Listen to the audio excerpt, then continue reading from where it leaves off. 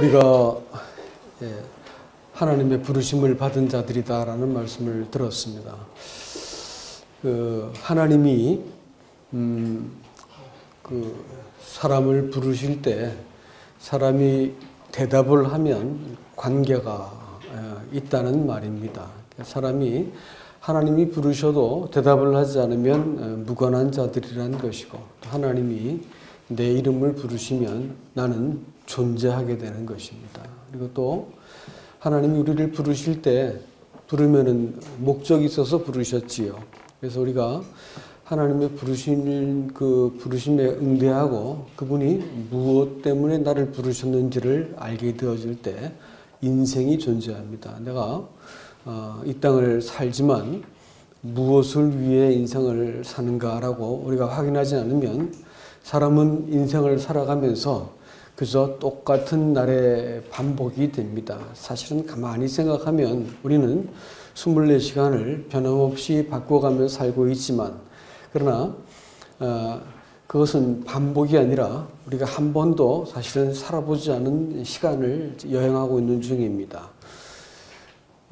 그러나 목적지가 생기면 신앙은 삶은 반복이 아니고 방향성이 생기고, 또 살아온 만큼 궤적이 생기고, 또 그것은 인생을 살면 살수록 분명하게 결실을 거두어가게 된다는 것을 알게 되는 것입니다. 그러니까 하나님이 우리를 부르셨다라고 할 때 그 부르심에 응하는 것이 그렇게 중요한 것입니다. 나는 무엇 때문에 지금 이 인생을 이렇게 열심히 살고 있는가? 나는 무엇 때문에 이렇게 치열하게 삶을 이렇게 여러 가지 고단한 문제들을 맞닥뜨리면서 인생을 살고 있는가? 사람의 인생은 참으로 모순 그 자체 위에 서 있습니다. 언제 죽을지 모르잖아요. 또 죽음 이후에 무엇이 있을지 모릅니다. 또 삶은 안과 밖, 다시 말하면 사람의 마음과 또 이상은 너무 달라요. 그래가지고 내가 이러면 안 되는데 라고 하는 생각을 하면서도 사람들은 그 참 형편없는 행동들을 반복합니다. 내가 나를 평가하고 돌아봐도 인생은 이렇게 살 뜻이 아니었었는데 내가 왜 이렇게 인생을 살고 있는가, 이렇게 후회하게 되어 있게 된 것이 사람이에요. 사람이 원래 하나님께서 창조하실 때부터 목적을 가지고 사람을 지었기 때문에 사람은 그 목적에 부합하지 않을 동안은 무엇을 해도 사실은 사람은 만족하지 못합니다. 사람은 하나님 창조하실 때 당신의 형상을 도장같이 새겨놓았기 때문에 사람이 하나님 만나기 전까지는 사람은 그 무엇을 가지고도 사람의 마음을 채울 수가 없습니다. 사람은 하나님의 아들로 원래 지어놓았기 때문에 이 땅의 것들은 절대로 사람을 다 채울 수 없다는 것을 여러분 기억하셔야 되는 것입니다. 사람이 너무 존귀하게 지어졌기 때문에 하나님께서 정말로 소중한 것을 사람에게 남겨놓으셨는데 그것은 자유의지입니다. 사람이 자유의지를 사용하게 되어질 때 하나님과 같은 격으로 대할 수 있습니다. 하나님을 거절할 수도 있고 받아들일 수도 있고 복종할 수도 있고 이겨먹을 수도 있는 것이지요. 그러나 그것은 사람이 한정된 시간과 자원과 또 사람의 한계를 품고 살고 있는 동안 사람이 빨리 돌이켜서 하나님을 인정하라는 의미에서 하나님은 이 두 가지를 함께 놓으셨어요. 판단할 수 있는 힘과 사람의 한계를 함께 주셔가지고 사람이 정신을 차리고 가만히 자기 인생을 되돌아볼 것 같으면, 야, 사람이 이거 이렇게 내 뜻과 욕망을 따라서 인생을 살다 죽는 것이 아닌 거구나 라는 것을 알게 만들어 놓으셨어요. 그래서 하나님께서 사람에게 이 삶이 24시간씩 또 사시사철 1년이 이렇게 반복되며 살게 만들어 놓으신 것은 사람으로 하여금 정신을 차려서 더듬어 하나님을 찾도록 하기 위함인 것입니다. 하나님은 사람을 지으실 때 사람 안에 이 영을 심어 놓으셨습니다. 영과 혼과 육이 있다 그러죠. 영이라고 하는 것은 하나님을 알아챌 수 있는 마음 깊은 곳에 있는 사람의 인격입니다. 그런데 마음 깊은 곳에 있는 사람한테 가장 고결하고 존귀한 영역, 이 사람의 이 영이 하나님을 대면하고 알아보고 또 하나님과 관계를 맺을 때 비로소 사람은 하나님의 격으로 올라가게 되어지고 육체를 가지고 이 땅을 고단하게 살아도 영생을 살게 만들어 놓으셨습니다. 그런데 이 사람 깊은 곳에 있는 양심, 이성, 또 종교심, 이 본성이 하나님을 딱 인정하지 않게 되어질 때 사람은 무지하고 혼돈하고 또 부패하고 자기의 이 모순 속에서 스스로 갇히게 되어 있습니다. 인생은 아무리 살아도 혼돈스럽고 공허해지게 마련입니다. 늙어갈수록 초량하고 한심해지게 되죠.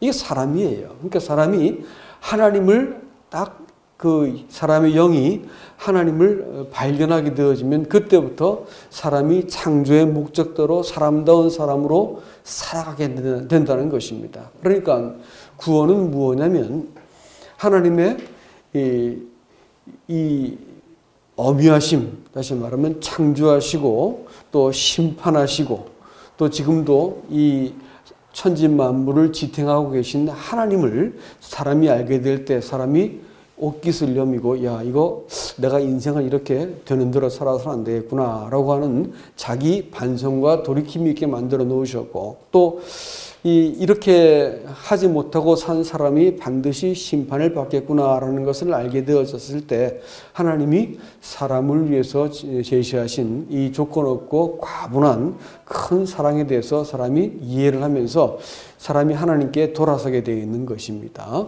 자, 이렇게 될 때 사람이 이제 소위 구원을 받게 되어졌는데 하나님이 구원을 받을 때 어떻게 하시냐면 사람의 영을 새롭게 하세요.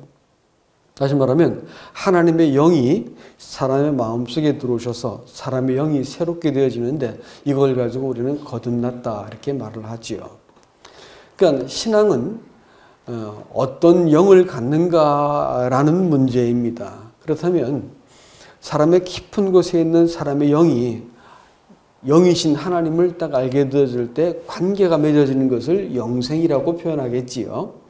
만일 그 불교같이 어떤 완성된 득도의 지점을 얻는 것, 해탈의 지점을 얻는 것이 구원이라고 할 것 같으면 사람은 수양을 해야 되고 자기 완성, 자기 확장, 자기 성취를 통해 가지고 이것이 종교가 됐든 뭐가 됐든 최선을 다해 가지고 수고하고 노력해야만 사람이 소위 그 천국을 가게 되어지고 구원을 받게 됩니다. 그렇지만 이 구원이라는 문제, 그것이 영생의 문제이고 하나님의 영을 아는 문제를 할 것 같으면 하나님과의 관계가 시작된 것이 구원이 되어야 될 것입니다. 그리고 신앙생활을 유지하는 그것도 다름이 아닌 나의 최선, 성취를 하고 또 자기를 확장시키고 견고한 의지를 갖고 훈련을 많이 해가지고 영적으로 성장하는 게 절대로 아니에요. 영적인 성장은 언제 찾아오냐면 하나님과의 관계가 다시 갱신될 때입니다. 언제 이런 것이 일어나냐면 사람이 한계를 경험할 때입니다. 사람이 이걸 0점 처음이라고 누가 얘기하는데 내가 할 수 있는 힘도 없고 또 이 체면도 없고 면목도 없고 사람이 그냥 이렇게 와르르 무너져버린 자리가 문득문득 인생을 살다 보면 오게 되어 있어요. 어떤 사람은 건강으로, 어떤 사람은 사업으로, 어떤 사람은 도덕적인 문제로 여러 가지 방식으로 사람한테 찾아와가지고 사람으로 하여금 야 이거 큰일 났구나. 내가 이게 뭔가 그러면서 자기를 아주 그 밑바닥까지 싹 들여다보는 어떤 그런 위기가 한번 딱 찾아오게 만드는데 이런 위기가 우리 인생에 사실은 이 골목 돌아서면 거기 나타나 있고 또 골목 돌아서면 거기 또 있고 인생은 그런 문제가 계속해서 사람한테 찾아오게 되어 있습니다. 근데 이런 문제를 하나님, 다시 말하면 창조하신 하나님, 나를 사랑하셔서 구속하신 하나님을 알고서 문제를 만나게 되어질 때는 사람이 거기 당신이 계셨군요. 당신이 이 문제를 알고 계셨군요. 당신의 뜻이 제 생각보다 더 합당하십니다. 이러면서 사람이 마음을 새롭게 되는 거예요. 갱신하는 겁니다. 그러면서 점점 하나님 앞에서 사람의 생각과 마음이 새롭게 되면서 관계가 명확해지는 것이죠. 그러니까 구원받은 이후에 하나님을 알게 되어진 사람들은 이런 경험이 많다는 뜻입니다. 그래서 이런 경험을 하면 할수록 사람은 하나님과의 관계가 더 명료해지는 것이기 때문에 하나님과의 교제가 더 친밀하고 정직해진다라는 것입니다. 하나님은 이 사람을 사실은 이 땅 가운데서 이와 같은 이 사람을 불러가지고 하나님과 사람 사이에서 어떤 가정을 한번 이뤄볼 뜻을 갖고 계세요. 집을 이루신다는 거예요. 그래서 하나님은 창세기부터 시작해서 요한계시록까지 한 집, 넓게 말하면 나라인데 한 집을 이루어내시기를 원하세요. 그러니까 구약 시대 때도 하나님은 하나님의 집을 세우시는 것이고 다윗을 통해서 그 집을 다스리게 되는 다윗의 왕조, 유다 왕조를 통해서 다스리게 되어지는 것이고 이것은 정확하게 모형으로 신약 시대 때 하나님의 집인 교회를 세우기 위함인 것이고 또 요한계시록 마지막 때 신랑이 되신 분께서 신부인 교회를 취하시기 위하심인 것이죠. 그러니까 하나님과 사람 관계 속에서 이 집을 이루어내길 원하는 거예요. 교회를 가정을 만드는 연습을 하신 겁니다. 그래서 아담과 하와를 통해서 하나님은 바로 그 그림을 먼저 그려내셨고 이 관계가 계속해서 확장되어서 하나님의 집이 만들어지길 기대하신 것이었습니다. 하나님의 집, 성경은 그것을 주저없이 교회라고 말하죠. 구약 성경에서는 그것을 모형으로 성전이라고 불렀습니다. 성전을 우리가 이야기할 때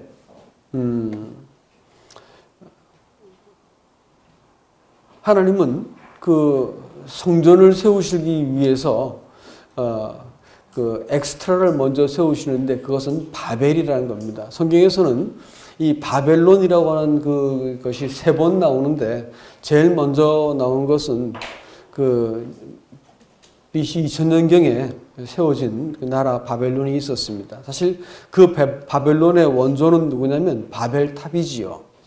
사람이 하나님에 대해서 맘먹고 이름을 그 꼭대기에 내고 또 사람이 바벨이란 말이 사실은 문자적으로는 아람어로 말하면 신의 문이라는 뜻입니다. 신의 문을 열고 들어가서 사람이 스스로 하나님의 세계를 이렇게 침범하고 또 이르게 되어지는 어떤 그런 것들을 바벨이라고 불렀습니다. 그래서 이 바벨을 사람이 세우고 나니까 하나님께서 언어를 혼잡케 하시고 즉시로 하나님의 집을 세우기 위해서 아브라함을 창세기 그 다음 장에서 바로 시작하시죠. 불러내신단 말이에요. 그리고 두 번째 바벨론은 뭐냐면 두 번째 바벨론은 630년경에 또 세워진 신바벨론이 있습니다. 그 바벨로니아는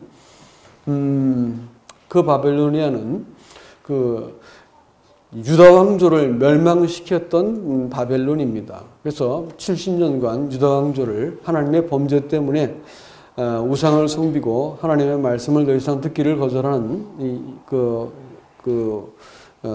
유다가 실패하니까 하나님이 그들을 70년간 포로로 데려가세요.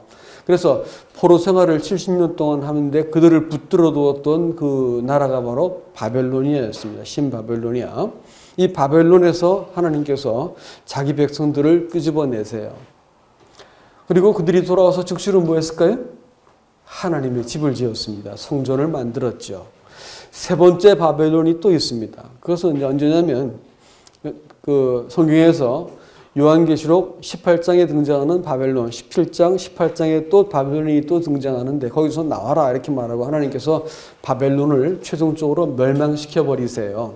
근데 그 바벨론은 세 가지 형태로 존재하는데 정치, 경제, 종교적으로 존재합니다. 그래서 아마 전 세계는 그 당시 바벨론이 가장 강력하고 커다란 나라였었고 그랬던 것처럼 맨 마지막에 존재하는 바벨론은 지금의 생각하는 국가의 개념을 훨씬 뛰어넘을 겁니다. 그래서 화폐, 경제적으로 전 세계의 경제를 사로잡는 그런 어떤 강력한 힘을 갖고 있는 아마 그런 경제 체계일 겁니다. 그리고 정치적으로도 새로운 세계 질서를 구축해 가지고 국경의 개념을 뛰어넘고 그래서 지금 그 나라와 나라가 서로 대립해 가지고 굉장히 모순적인 것이 너무 많죠. 이 화폐의 개념이라든지 무역이라든지 뭐 하여튼 굉장히 모순이 많, 쓸데없는 군비 경쟁이라든지 이런 것들이 많아요. 이것들이 조정이 돼 가지고 뉴 월드 오더가 생길 겁니다. 새로운 신세계 질서가 이렇게 만들어질 겁니다. 정치적으로도 각 민족과 나라들을 아우르는 강력한 정치 체계가 반드시 등장할 겁니다. 전 세계가 그와 같이 지금 만들어가죠. 제가 지난 한 5년 사이에 일어나고 있는 이 급작스러운 변화들을 여러분 주목하고 계십니까? 이런 변화들은 저나 60에도 이런 변화들을 많이 못 봤습니다. 굉장히 강력한 변화가 막 일어나고 있는데 아마 올 한 해는 더 큰 변화가 일어날 겁니다. 이런 것들이 이 혼란스러운 일들이 한 가지 방향을 갖고 있는데 그것은 새로운 세계 질서를 만들기 위한 것인 것을 알 수 있습니다. 그 다음에 세 번째는 종교적인 바벨론입니다. 바벨론이 하나님을 대적해서 세운 사람이 하나님이 되어지는 이런 종교체계입니다. 사람이 하나님과 맞먹고 하나님이 사람에게 내려오는 것이 아니고 사람이 하나님께 위로 올라가는 거예요. 그래서 사람이 하나님과 맞먹게 되어지는 이런 신이 되어지는 이 종교 체계가 전 세계적으로 보편적인 종교가 될 겁니다. 뉴 에이지에 걸맞는 종교가 만들어지고 그것은 종교 다원주의가 될 것이고 모든 종교들을 통합할 수 있는 어떤 그와 같은 그 보편적인 그리스도가 등장할 겁니다. 그래서 전 세계는 종교적인 통합이 일어날 것이고 거의 대부분의 이 종교들은 기독교를 포함해서 그 종교에 복종을 하게 될 것입니다. 그래서 두 번째 바벨론 때 온 세계가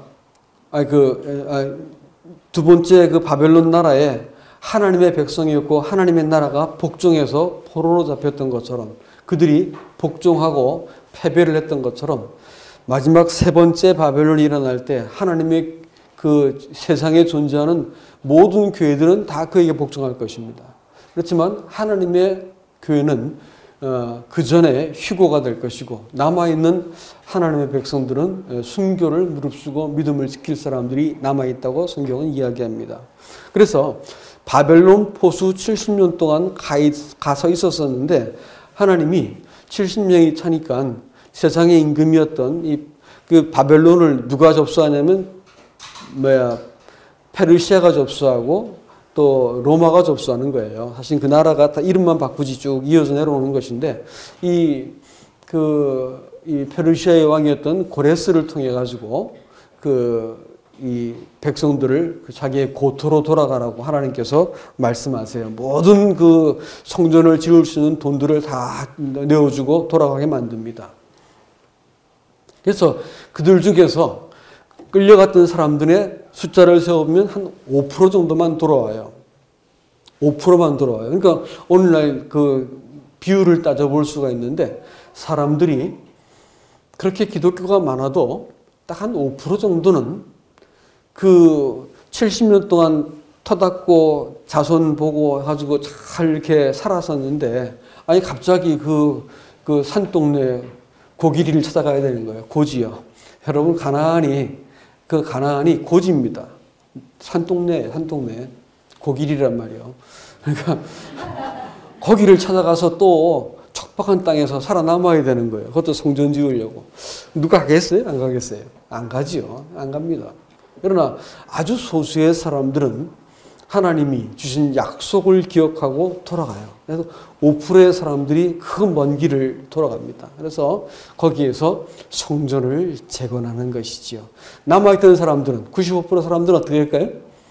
95%의 사람들은 그 하만이라고 하는 그 사람에 의해서 이 성경 그 에스더서라고 하는 성경에 볼 것 같으면 그 사람들의 역사가 나타나는데 이 죽임을 당해요. 큰 위기를 만나가지고 하만에 의해서 민족적인 몰살을 당할 그 위기에 모르드게라는 사람이 등장하고 에스더가 등장해서 그들을 거기서 구출하지요. 이런 일들이 다시 한번 역사 속에서 반복될 겁니다.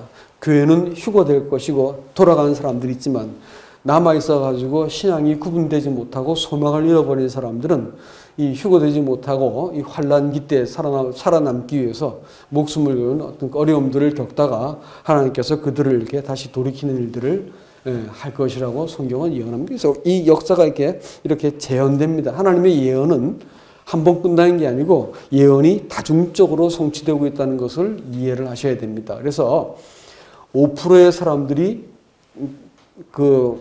이 바벨론 포수에서 돌아와 가지고 성전을 건축하지요. 이와 마찬가지로 지금도 이 바벨론이라고 하는 우리는 이 세계 속에 살고 있습니다. 그렇지만 여기에서 아주 소수의 사람들은 하나님의 집에 대해서 관심을 갖기 시작하죠. 돌아와 가지고 하나님의 집을 짓는 것입니다. 다시 말하면 하나님과 더불어 온전한 관계를 만드는데 그것을 뭐라고 부르냐면 교회라고 부르는 것입니다. 그렇기 때문에 우리는 이 교회, 참된 교회를 이루는 그것이 우리에게 주어진 일생의 목적이다라는 것입니다. 하나님과 온전한 이 관계를 맺고 있는 성전 세우는 이것이 구원의 목적이에요, 여러분. 죄사함 받고 천당하고 또 이 땅에서 편안히 사는 것이 목적이 아니고 사실은 하나님의 교회를 우리 가운데서 이룰 수 있냐. 하나님하고 나하고의 관계를 이 사람과의 관계 속에서도 확인해내고 또 성령께서 우리 가운데서 이렇게 운행하시면서 한 성령으로 살게 되어지는 이 교회를 과연 우리가 이 땅에서 재현해낼 수 있는가라는 것을 하나님께서 우리에게 부단히 말씀하고 계신 것이다라는 것입니다. 그래서 하나님은 이 당신의 집을 이 땅에서 지으시고 계신 중이고 이 집이 완성될 것 같으면 데리고 올라가시죠. 세상은 이제 심판 아래 들어가는 것이고요. 그래서 이 교회를 세우는데 이 교회를 자신이 머리라고 하고 이 교회를 몸이라고 하셨고요. 당신을 또 신랑이라고 하셨고 이 교회를 신부라고 이렇게 불러주셨습니다. 주님은 이 교회를 이루시기 위해서 지금도 교회를 이루실 사람들을 찾고 계시고 또 이 일을 위해서 예배한 자를 찾는다 이렇게 말씀하신 것은 하나님을 알고 또 그분께 자기를 복종하는 사람들을 지금도 찾고 있는 것이다라는 것이지요. 자, 교회라고 하니까 지천에 널려 있는 교회를 바라보면서 뭐가 교회인가 여러분 생각하시겠지만 참 교회는 여러분 이렇습니다. 참 교회는 교회를 교회라고 말씀할 수 있는 교회를 교회라고 부를 수 있는 조건이 있는데 우리가 이 성경을 이렇게 놓고 볼 것 같으면 이 성경에서 모이는 교회들이 제일 먼저 가정에서 모였다고 하는 이 사실들을 여러분 기억하셔야 됩니다. 가정에서 교회가 모였다고 하는 사실은 여러분들이 로마서 16장, 고린도전서 11장부터 14장 이런 데를 읽어보시면 사람들 이름이 거명되고 그 집에 있는 교회들 이렇게 말을 하고 있습니다. 그래서 뭐 이렇게 심지어는 베드로가 안디옥에 갔을 때도 그 이방인들하고 밥 먹다가 예루살렘에서 사람들이 오니까 얼른 일어나가지고 유대인들 밥 먹는 데로 슬그머니 옮겨가니까 함께 있던 바나바도 함께 외식에 미혹이 되어가지고 자기도 안 먹은 척하고 갔어요. 왜냐하면 그 당시 유대인들은 이방인들이랑 밥을 먹으면 큰일 난 줄 알았습니다. 그래서 부정한 것이기 때문에. 그러니까 이제 유대인들이 오니까 겁이 나가지고 안 먹은 척하고 이렇게 유대인 그룹으로 갔다는 얘기예요. 그러니까 안디옥에도 두 개의 교회 무리가 있었다는 것이죠. 하나는 유대인들을 위한 있었고 또 하나는 이방인들을 위한 무리가 있었다는 것을 알 수 있습니다. 로마의 교회를 보더라도 브리스길라와 아굴라의 교회라든지 뭐 얼룸바가 모이는 교회라든지 최소한 3개 정도의 무리가 있었던 것을 알 수 있고요. 이렇게 이제 교회들이 가정에서 주로 이렇게 모였다는 것을 우리에게 소개하고 있습니다. 그리고 비두니아 지방의 총독이었던 이 프린이라고 하는 사람이 112년경에 쓰여졌던 기록을 이렇게 볼 것 같으면 기독교가 그가 하는 말이 기독교가 이 도시에서만 이게 일어나는 게 아니고 농촌과 그 변두리까지도 아주 급속도로 이렇게 그 집안에서 번지고 있다. 이렇게 이제 보고서를 올린 것을 기록에서 읽었습니다. 그리고 370년경에 밀란 칙령, 313년에 밀란 칙령 콘스탄티누스의 밀란 칙령 이후에 370년경에 라오디기아 회의라는 그 회의에서 아주 강력한 법을 제정하는데 그것이 뭐냐면 가정에서 모이면 그 재산을 몰수하고 또 심지어는 사형에 처한다. 그러니까 가정에서 모여서 성직자 없이 떡을 뗀다거나 만찬을 집행하면 용서하지 않겠다. 그것은 로마의 적으로 간주하겠다. 이래가지고 그 교회를 핍박하기 시작했습니다. 여러분, 초기 그리스도인들에게 있어서 교회라고 말하는 그것은 신앙이라고 말하는 것은 삶 그 자체였습니다. 그러나 하나님의 사람들은 참된 교회로 모이던 사람들은 그걸 견딜 수가 없었어요. 왜냐하면 삶과 신앙은 별개의 것이 아니었던 사람들이 주일날 아침만 와가지고 예배를 드리는 것이 신앙이라고 보았기 때문에 이들이 견딜 수가 없어가지고 다시 돌아갑니다. 가정에서 그들이 삶을 공유하기 시작했어요. 그랬더니 그 세상, 다시 말하면 이 사단이 그것을 용납하지 않고 그 법을 제정해서 또 공격을 시작합니다. 그래서 박해 시대가 되었을 때도 그들이 지하에서 가정에서 모이던 사람들이 그 기독교가 공인된 이후에도 여전히 그들은 숨어서 가정에서 목숨을 걸고 모였습니다. 그렇게 모일 만한 가치가 있는가? 예, 그렇습니다. 교회는 그렇게 모여야만 교회가 되기 때문에 그들이 그렇게 목숨을 걸고 모였던 것을 우리가 알 수 있는 것이지요. 여러분, 그들이 가정에서 모였던 그 가장 커다란 이유는 교회의 본질이 바로 그와 같은 교제이기 때문에 그렇습니다. 그들은 떡을 떼면서 모였어요. 유다 시나고그라 부르는 유대인들의 그 회당은 그들이 기본적으로 모이는 그 중심이 뭐냐면 토라였습니다. 토라는 뭐냐면 율법이죠. 오경. 하나님 말씀을 가지고 서로 나누는 걸 가지고 그들은 예배라고 보았어요. 그래서 하나님의 교회가 아니었죠. 두 번째, 헬라인들, 그리스 로마 사람들이 모이던 그 신전 예식은 뭐냐면 공연이었습니다. 춤과 노래와 어떤 이런 그 나중에 활락적인 그 퍼포먼스까지 다 해가지고 아주 거대한 이 공연이었습니다. 사람들이 열광을 했죠. 그러나 아주 밤에 주로 노예들이, 가난한 사람들이 모여가지고 드렸던 그들의 그리스도인들의 예배는 뭐였냐면 만찬이었습니다. 그분이 예수님께서 돌아가시기 전날 밤에 엎드려서 내 발을 씻기시고, 그 다음에 한 사람 한 사람을 이 만찬에 참여하지 못할 사람이 아무도 없게 만드시고, 이 잔은 내 피로 맺는 너희와 영원히 관계를 깰 수 없는 새로운 언약이다. 이것은 내 몸이니까 내가 어디든지 너희와 함께 있다는 것을 그들에게 보여주시고, 그분이 죽으시고 부활하시고 승천하셨어. 이 남아있는 이 떡과잔을 바라보면서 우리와 함께 있던 그분이 하나님이셨구나라는 걸 알면서 그들이 강력한 하나님과 더불어 유대감을 갖기 시작합니다. 하나님이 지금 나와 함께 계셔. 이렇게 하시면서 또 이 떡과잔을 함께 떼고 있는 저 사람들이 나와 같은 똑같은 한 가족이야라는 것을 이해하기 시작했습니다. 그래서 자기의 삶 속에서 하나님이신 예수 그리스도가 어떻게 인도하시고 하나님과 같은 편에서 바라볼 때 문제를 해석하는 것이 전혀 달랐어요. 여러분 잘 보세요.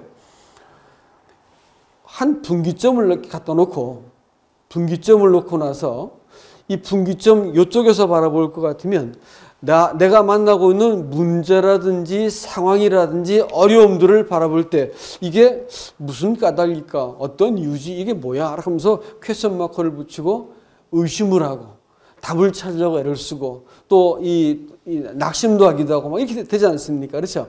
사람은 요 분기점을 딱 넘는가 넘지 못하는가, 그리스도의 몸 안으로 들어오는가 들어오지 못하는가에 따라서 전혀 다른 신앙이 되는 거예요.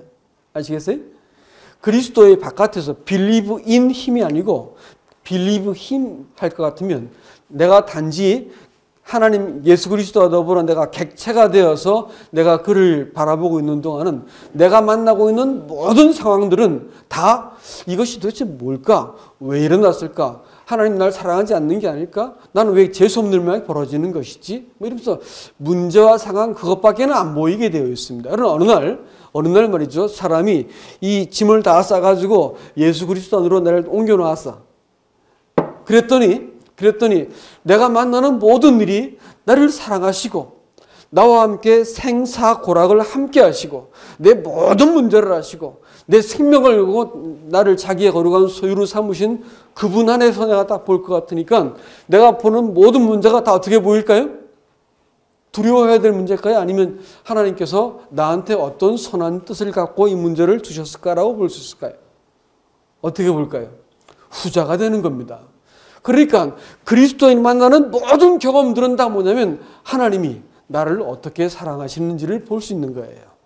하나님의 뜻이 얼마나 기쁘시고 나에 대한 이해와 나에 대한 용납하신 사랑의 폭과 높이가 어떤지를 하나하나 경험할 수 있는 모든 소도구가 되는 거예요. 삶을 살면서 나는 왜 이런지 모르겠어요. 내가 있는 환경은 왜 이런지 모르겠어요. 저 인간은 왜 저런지 모르겠어요. 평생 연수입니다. 막 이러고 막 이제 내가 불평하던 사람이 예수 안에 딱 들어오고 보니까 문제를 해석한 눈이 딱 바뀌어버리는 거예요. 문제가 바뀌는 거예요. 바라보는 시선이 바뀌고 나니까 문제를 이해하는 게 달라지고 주님께서 나를 가장 잘 아시기 때문에 이 문제를 이렇게 두시고 이 상황을 이렇게 남겨두셔야만 나 같은 사람이 하나님과의 이 온전한 관계, 곧 그 영과 더불어 대면할 수 있게 하시기 때문에 그렇게 하신 겁니다라고 내가 신뢰가 생기는 거예요. 아시겠어요, 여러분? 신앙이 이런 거예요. 이때부터 신앙은 말할 수 없이 풍요로워지는 것이고 삶의 깊이가 더해지는 것이고 만나는 모든 문제를 우리가 밝은 면을 바라보고 문제를 볼 수가 있는 거예요. 이건 여러분이 긍정적인 말을 하자는 게 아닙니다. 진리를 말씀드리는 거예요. believe in 힘이냐 아니면 바깥에서 바라보는 것이냐예요. 신앙은 그 안에서 바라보기 시작할 때 내가 만나는 모든 문제를 그때부터 당당하고 또 하나님의 이 완전한 실수가 없는 손 아래 나를 맡겨드리고 그분과 더불어 인생의 길을 뚜벅뚜벅 걸어갈 수 있는 거예요. 아시겠습니까, 여러분? 그러니까 신앙은 한마디로 뭐라고요? 관계입니다. 관계. Believe in Him이다 말이야. 그와 더불어 너는 내 피고 내 살이다 이게요. 내 뼈고 내 살이다 이렇게 말씀하시고 또 내가 너하고 약속을 하는데 내 생명을 통해서 흘린 피를 가지고 내가 보증을 맺을게 이렇게 하면서 오늘 떡과 잔을 뗐는데 그것을 가지고 약속하셨습니다. 그렇기 때문에 하나님과 함께 커뮤니온 됐다는 게 커뮤니온이라고 불렀습니다. 서양 분들은 오늘 함께 떡을 떼는 걸 가지고 떡과 잔을 나눈 걸 가지고 커뮤니온이라고 불렀어요. 커뮤니온. 그래서 그분들은 하나님과 더불어 내가 함께 화학적으로도 뗄 수 없는 관계라는 것을 우리에게 이야기해 주고 있습니다. 그리고 함께 성도와 더불어도 우리가 커뮤니언, 우리가 한 몸입니다라는 것들을 서로 알도록 만들어 주신 것이죠. 그러니까 교회는 하나님과 사람과 사람 속에서 그 떡과 잔을 떼면서 그들은 깊은 이해와 결속력과 또 연합과 또 이 서로 성별, 나이, 학력 다 다른 사람들이 서로 자기가 경험한 그리스도를 얘기할 때 어린 친구들은 또 새로 입교한 사람들은 그분들의 경험 속에서 그분들의 실수 속에서 내가 있는 위치를 딱 이해하는 거예요. 그분들이 살아가는 삶을 바라보면서 내가 어떻게 해야 되겠다라는 것도 이해하게 되는 거예요. 교육이 따로 필요한 게 아니에요. 여러분 어디 가서 공부를 막 열심히 하는 것이 아니고 더 중요한 게 뭐냐면 이 관계 속에서 나를 배워보지 못하면 그리스도를 배운 게 아니에요. 저도 뭐 바이블 칼리도 공부하고 다 해봤어요. 거기서 배운 게 별로 없어. 별로 없어요. 내가 정말 배운 것은 하나님 앞에서 배웠고 형제자매들과 관계 속에서 배웁니다. 거기서 내가 서로에게서 룸을 발견해야 돼요. 부부 사이도 그렇지 않습니까? 부부 사이에도 상대가 나한테 열어둔 이 공간 속에 상대가 들어오는 거예요. 이해하고 용납하고 사랑하고 내가 내 고집대로 하지 않고 내가 상대를 용납한 자리만큼 그가 들어오는 것이죠. 또 나도 그에게 용납된 만큼 들어가는 거예요. 이게 서로 섞이는 거죠. 교회에서도 서로 교제하는 동안에 서로에 대해서 단정하지 않고 저런 인간이구나 이렇게 하지 않고 그냥 기다려주고 참고 용납해 주는 것이죠. 관계가 만들어지고. 그러니까 교회의 실체가 뭘까요? 교회의 실체가 교제입니다.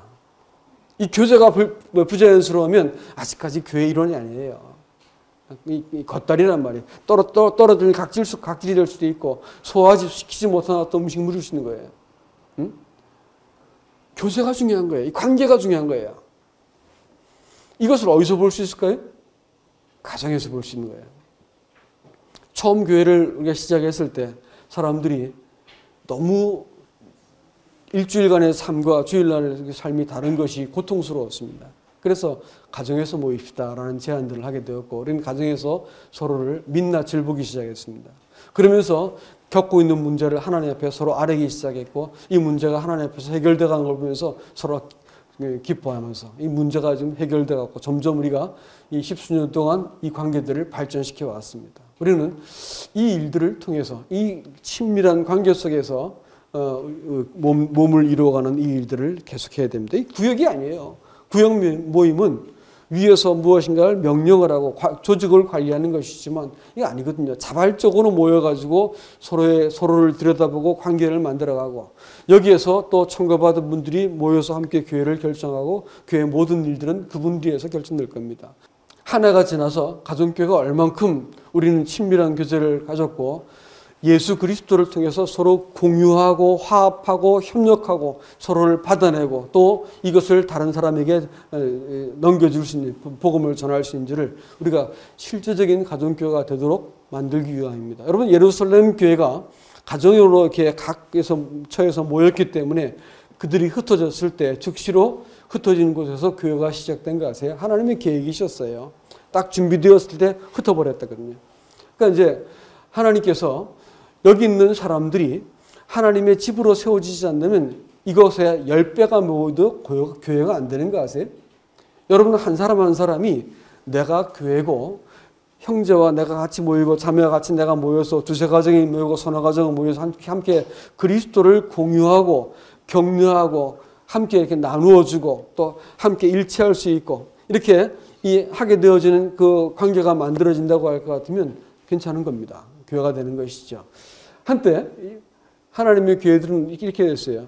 두세 사람이 떡만 뗄 수 있으면 깃발을 들고 교회를 세웠습니다. 뭐 대단한 은사자가 있어서가 아니고 그냥 거기서 떡을 떼면서 같이 모였어요. 그거면 충분한 것이죠. 그 떡 안에 모든 약속이 담겨 있고 하나님의 임재가 있고 하나님의 공급이 다 있기 때문에 만찬을 중심으로 그들이 모이는 것이 그 교회의 생명이었어요. 그 당시 사람들에게서. 오늘날 이것이 반드시 재현되어야 됩니다. 사람들이 많이 모여도 각자가 교회가 안 되는 사람들은 아무리 모아놔도 엉터리요. 별로 쓸모가 없다는 것입니다. 주일날 나가지고 퍼포먼스 잘하는 사람들이 신자가 아니고 삶과 예배가 분리가 되어 있지 않은 사람들, 삶과 신앙이 분리가 되어 있지 않은 사람들만 신자들인 거예요. 이런 의미에서 꼭 여러분 소그룹으로 모여서 함께 교제하고 또 함께 협력해서 교회를 세워나가야 될 것입니다. 그래서 이제 다 봐가지고 올해는 가정 모임 선택하지 않는 분들이 있으면 제가 이삭 죽기에 모아서 저도 하나 해볼까 이런 생각하고 있습니다. 그래서 한 팀 더 만들어서 아무도 가정 모임에서 빠져나가지 못하도록 촘촘한 그들을 만들어서 함께해서 가정 모임 꼭 하셔야 됩니다. 그래서 하나님이 자기가 그토록 원하셨던 이 하나님의 교회를 우리가 세워나가야 된다는 것을 기억하시기 바랍니다. 사단은 바로 이것 못하게 만들려고 지금 그때도 역사했고 지금도 그러고 있습니다. 여러분 종교개혁 했잖아요. 종교개혁. 종교개혁 했는데 다 성공했는데 하나 실패한 거 뭔지 아세요? 이신칭의 이 교리를 확립해가지고 종교개혁 했어요. 근데 종교개혁 캐치프레이즈가 두 가지입니다. 하나는 교회에 대한 진리였어요. 만인사제입니다. 모두가 다 제사장이 되어지는 이 진리를 말했었는데 시행하지 못했죠. 19세기에 와가지고 이 형제들에 의해서 이 일들이 시행되었습니다. 그래가지고 하나님의 교회가 온 세상에 쫙 퍼졌었는데 다시 이것이 퇴행하고 있습니다. 그래서 하나님의 교회들이 사라지고 있어요. 하나님의 교회라고 말하는 교회들도 보면 1인 목회하는 거예요. 1인 목회. 한 사람이 교회를 좌지우지하는 거예요. 결정을 한 사람이 하는 거예요. 그래서는 안 되는 것이죠. 교회는 머리가 누구세요? 그리스도예요. 그리스도. 그리스도가 머리가 되게 하기 위해서 교회는 절대로 한 사람이 교회를 통치하게 만들어서는 안 되는 것입니다. 함께 해야 돼요. 함께. 그래서 복수의 리더십이 교회를 움직이도록 만들어야 되고 서로 사랑할 수 있어야 되겠죠. 그럼 어떻게 해야 돼요? 왼수 같은 그 인간이지만 같이 얼굴을 또 보고 이 교제하면서 그 안에 있는 그리스도를 발견하는 이 가정교회를 우리가 반드시 이루어야 됩니다. 점점 퇴행하고 있는 거 아세요? 지금 유튜브만 틀면 훌륭한 설교들이 넘쳐납니다. 그렇죠? 그거 가지고 신앙을 얘기할 수 있는 때가 아니에요. 지금 정말로 볼 수 있는 거, 봐야 될 것이 뭔지 아세요? 성경에서 말하는 그 교회가 안 보인다는 것에 문제가 있습니다. 예? 보면 이 하나님의 교회라고 말씀하시는 그 교회들도 보면 점점 구조가 비슷하게 갑니다.